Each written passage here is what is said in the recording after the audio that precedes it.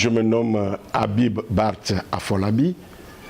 Je suis serviteur de Dieu et directeur de publication du magazine Maranatha. D'abord, je voudrais vous remercier pour l'opportunité que vous me donniez pour m'exprimer sur la crise persistante que vit mon pays, m'exprimer en tant que serviteur de Dieu et en tant que Togolais.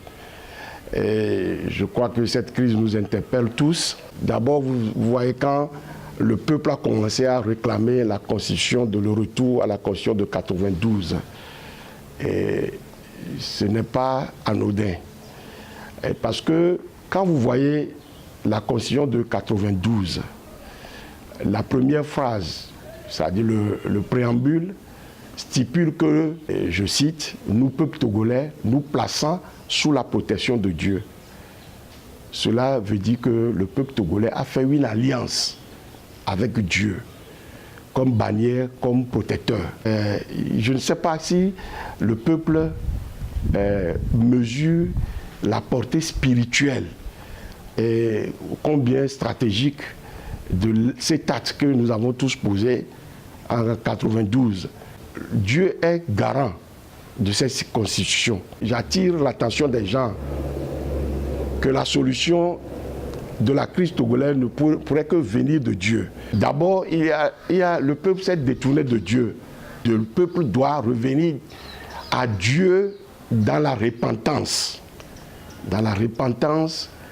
Et ensuite, le peuple doit procéder à la destruction des autels maléfiques, des autels spirituels qui asservissent le peuple. Voilà les deux solutions que moi j'ai trouvées à cette crise. Et c'est ceci par révélation. Je ne suis pas le seul à avoir cette révélation. D'abord, fin 2016, au début de 2017, j'ai entendu certains pasteurs, certains hommes de Dieu aussi dire que 2017 ne serait pas du tout facile. Donc j'ai compris que c'était une confirmation de ce que Dieu m'avait déjà dit. Quand on se réfère à cette prophétie de 1945, je crois que vous aussi vous êtes au courant de cette prophétie. Et il y a un certain prophète Esaïe qui en parle souvent. Il y a certains partis politiques, je crois BAC aussi, qui en parlent souvent. Bon, j'ai eu à étudier cette prophétie moi-même. Et je crois que si le Togo a connu une dictature implacable, ce n'est pas le plaisir de Dieu de martyriser le peuple togolais. Mais nous devons savoir que le peuple togolais est sous un jugement de Dieu. Et il est temps que le peuple togolais sorte de ce jugement. Et qu'est-ce qui a amené le jugement de Dieu sur le peuple togolais? Le peuple togolais s'est livré à l'idolâtrie et a adoré des créatures à la place du Dieu vivant. La vraie solution, lorsque le peuple va se repentir, et je crois que Dieu ouvrira une porte, c'est la porte de la paix. Puisque cette crise, ça ne date pas d'aujourd'hui, c'est une crise persistante depuis l'indépendance de cette nation.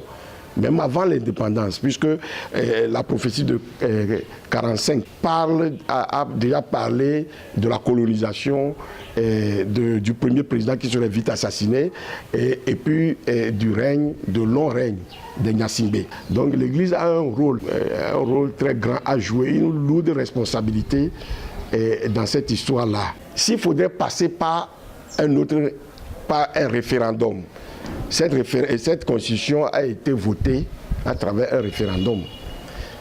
Bon, maintenant, il faudrait faire revenir, s'il faudrait modifier cette constitution, il faudrait la faire revenir avant de passer cela encore au référendum. Oui, il faudrait la faire revenir dans son intégralité avant de demander encore l'avis du peuple. Le peuple ne peut en aucun cas user de la violence pour sortir de cette affaire. Et le peuple, je lance un appel urgent, et c'est très important au peuple à retourner vers Dieu. Puisque Nous avons déjà confié cette constitution à Dieu pour chercher la face de Dieu, prier et revenir à Dieu dans un esprit de repentance. Sans la repentance, et même si un autre venait et prend la place de l'actuel chef de l'État, je pense que le problème persisterait. Il faut d'abord revenir à Dieu à travers la repentance et puis essayer de faire la réconciliation entre le peuple et Dieu, le peuple entre lui-même, c'est-à-dire entre nous les Togolais. Et ça amènera la paix au Togo.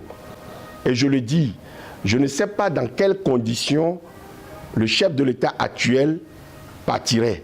Et je ne crois pas que les marches là, ou même la violence, pourraient le faire partir. Dieu ne m'a pas révélé les conditions de son départ et les circonstances de son départ. Nous sommes arrivés déjà à un point où on peut dire que la sagesse a quitté la politique des hommes. La sagesse a quitté les deux camps et ça peut dégénérer à un affrontement, ce que nous ne souhaitons pas. Et pourquoi la sagesse a quitté les deux camps? C'est qu'il y a eu beaucoup de négociations dans ce pays-là. On peut parler d'une vingtaine de négociations et ça n'a pas abouti à une solution satisfaisante. Pourquoi? Parce qu'à une même table, les deux camps se disaient des faussetés.